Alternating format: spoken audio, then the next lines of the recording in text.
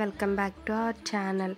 ఇది Dasara first day అండి. నేను చాలా సింపుల్గా బెల్లం పాయసం చేసి నైవేద్యం పెట్టేసుకున్నాను. తయారీ విధానం ఏంటో ఇప్పుడు చూసేద్దాం. స్టవ్ వెలిగించుకొని 1.5 టీ స్పూన్ల నెయ్యి యాడ్ చేసుకోండి. నెయ్యి కొంచెం హీట్ ఎక్కిన తర్వాత మీకు కావాల్సిన డ్రై ఫ్రూట్స్ వేయించుకోండి.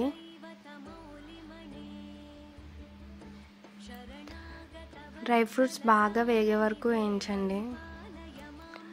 అవి వేగిన తర్వాత ఒక గిన్నెలోకి తీసి పెట్టుకోండి. తర్వాత అదే గిన్నెలోకి ఒక గ్లాస్ ఆఫ్ సేమియాలు వేయించుకుంటున్నాను. ఇలా సేమియాలు వేయించుకుంటే సేమియా అనేది అంటుక్కోకుండా ఉంటుంది.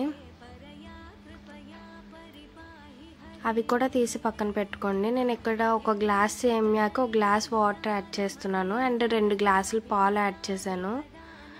అది కొంచెం మీడియం ఫ్లేమ్లో పెట్టుకొని పాలు బాగా మరిగించుకోండి. పాలు మరుగుతుండగా ఇక్కడ 2 ఇలాచీని యాడ్ చేసుకోండి. ఇప్పుడు ఇందాకే వేవి పెట్టుకున్న సేమియాలు యాడ్ చేయండి. సేమియాలు ఉడికే వరకు కూడా ఉడికించండి.